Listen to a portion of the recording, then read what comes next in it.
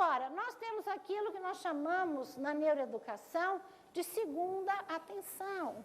Então, a segunda atenção é uma atenção assim, meio geral, ela é meio batida.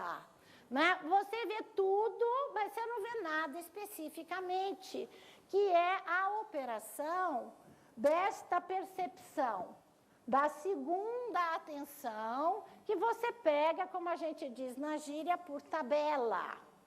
E o que acontece com muitos alunos na sala de aula? O que acontece com muitas pessoas na vida? Elas colocam a primeira atenção nos seus próprios pensamentos e prestam atenção no meio ambiente, no que está acontecendo, com a segunda atenção. Né? E quando a pessoa liga a segunda atenção, a gente sabe que ela está ligando a segunda atenção. Por quê? Porque ela fica com o olhar vidrado. Ela fica com o desfocamento visual. Ela prende a atenção, a primeira atenção dela, ou no nada, se ela ficar assim num estado assim meio desligado, e ela percebe ao fundo, ao largo, o resto das informações, porque ela está usando esta percepção que seria para fazer a leitura periférica, tá? Mas ela está usando esta habilidade de perceber para prestar atenção no foco principal. E o que seria a primeira atenção, ela coloca ou nos pensamentos que ela quer pensar, ou ela lembra de alguma coisa. Tem muita gente que quando ouve a gente falar, começa a lembrar de assuntos e mergulha nesses assuntos. Os nossos alunos também fazem isso. Eles não conseguem segurar o foco de atenção preso, a primeira atenção presa no objetivo. E tem pessoas que estão programadas para desligar a primeira atenção quando alguém fala. Esse é um mecanismo normalmente de defesa. Pessoas que ouvem muito, pessoas falando e estimulando. Então, a pessoa desliga, ela aprende a desligar o auditivo e acaba desligando o visual também. Né? Então, ela mergulha, olha para a pessoa, parece que está prestando atenção, mas ela está mergulhada em outras informações. Agora, a pessoa transforma isso num hábito sem querer, porque isso também é um tipo de programação. E daí para frente, basta alguém falar para o mecanismo ligar. A pessoa desliga a primeira atenção, vai ou para o nada, ou então para algum arquivo da memória, ou para a tela mental, elaborando pensamentos, coisas do presente para o futuro, enquanto a segunda atenção, ela fica fixa no objetivo. Parece que a pessoa está olhando, prestando atenção, mas o olhar está desfocado. A pessoa está com o olhar vidrado. Por quê? Porque ela não está pondo a primeira atenção.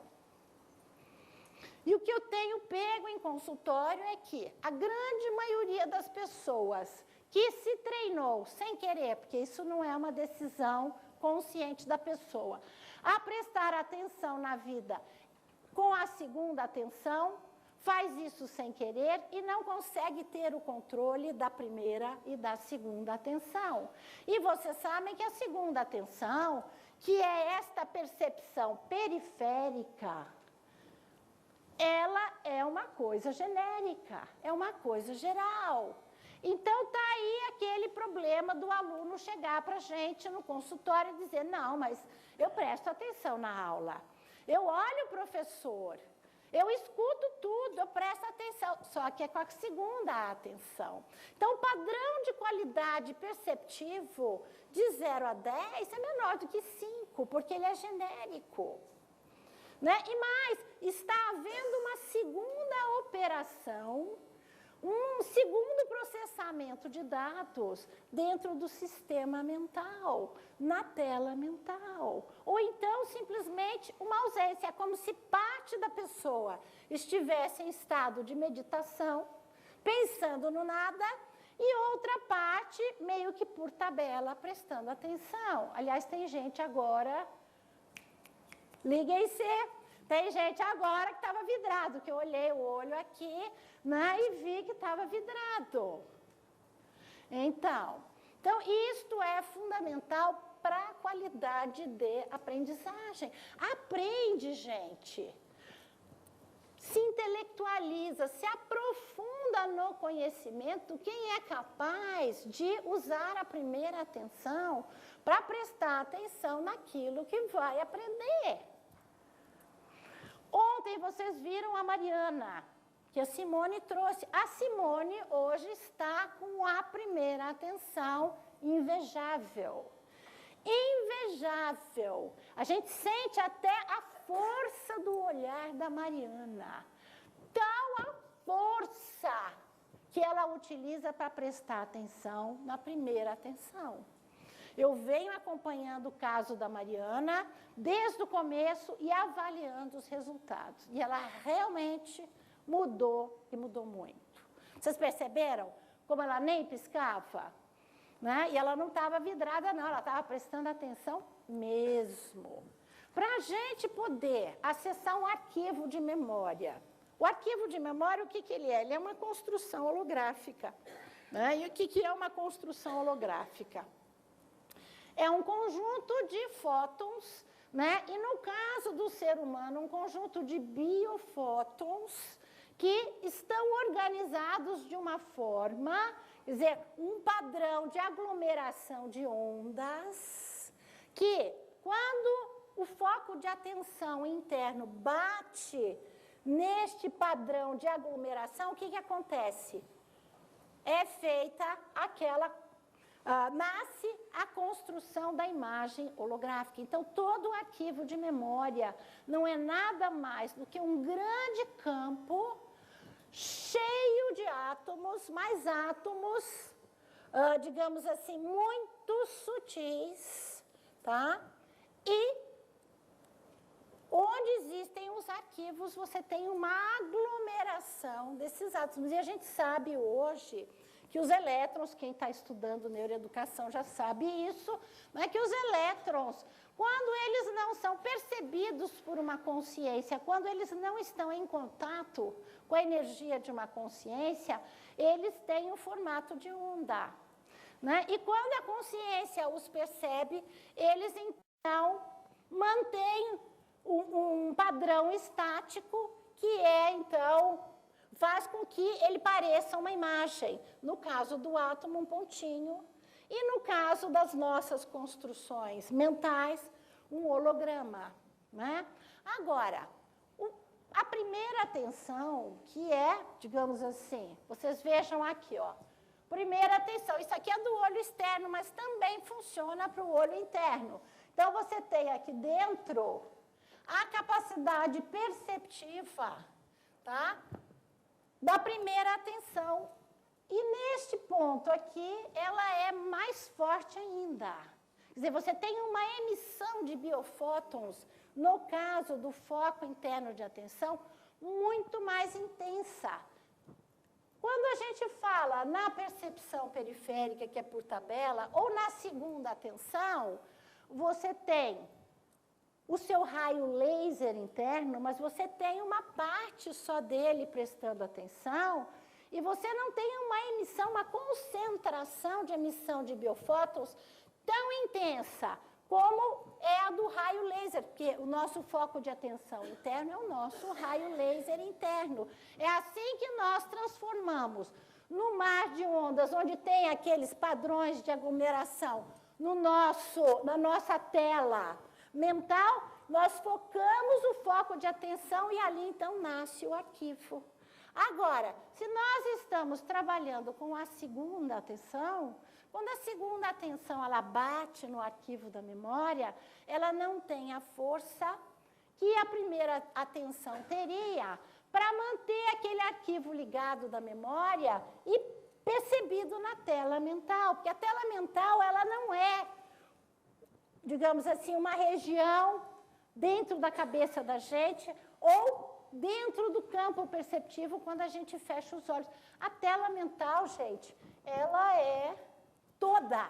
Ela é atrás da gente, na frente da gente, acima, abaixo, longe, perto. Então, se vocês pesquisarem os arquivos, e eu pretendo mais para frente dar um curso só sobre isso, vocês vão entender que coisa maravilhosa que é esta parte do armazenamento da memória. Agora, quando você bate a segunda tensão num arquivo de memória, ela não tem a força para segurar o arquivo na sua tela mental e segurar o arquivo ligado, conectado, que a primeira tensão tem. Então, você tem um vislumbre daquela informação. Se você começa a pensar, de repente, ela desliga.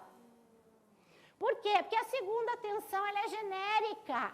Ela já é capturada por outro assunto. E, normalmente, quando a segunda tensão pega um arquivo na memória e foca, você olha um pouquinho, ali tem, sei lá, um carro vermelho, um vermelho cor de cereja, ou um vermelho sangue. Aí você olha para aquele carro, de repente a cor vermelha faz com que você se lembre de uma festa, onde uma pessoa estava usando uma roupa daquela cor.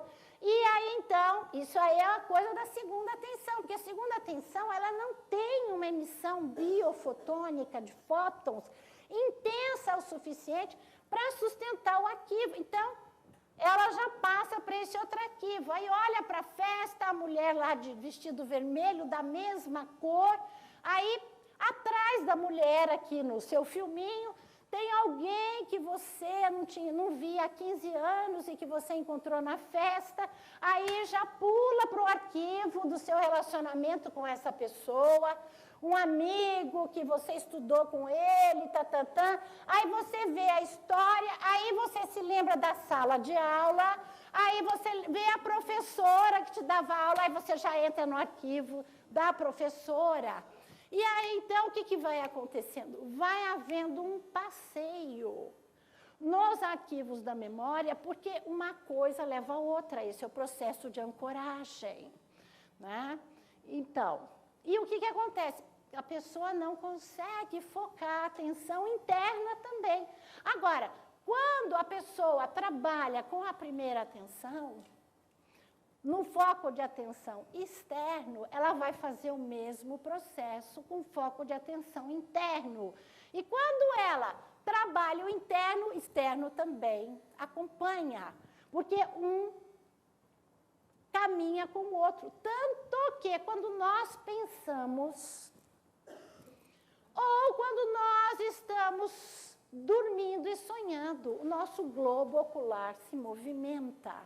E a movimentação do globo ocular não é nada mais do que criar um posicionamento para a emissão desse jato de biofótons no nosso raio laser interno, que é o foco de atenção que a consciência emite através da sua integração com o processamento elétrico no cérebro e a criação de campos eletromagnéticos nesta hora, né? Então, o que acontece? O foco de atenção interno, ele vai fazer com que o globo ocular se movimente. Vocês veem, quando a pessoa conversa, o olho sobe, ele desce, ele vai, ele volta. Por quê? Porque diferentes arquivos estão sendo acessados. Ou seja, o foco de atenção está num único arquivo. Obrigada. Então, o que acontece? Dentro daquele arquivo, informações específicas estão sendo acessadas. Ou só imagens, ou prestando atenção mais no som, ou prestando atenção mais nos cheiros, nas experiências táteis, nas emoções. Então, isso vai fazer também com que o globo ocular se movimente. Então, aproveitando essa sabedoria do movimento do globo ocular, que oportunamente eu teria a oportunidade de passar para vocês em curso, né? Nós vamos, então, passar para uma experiência prática. O nosso interesse é que vocês saiam daqui com uma ferramenta.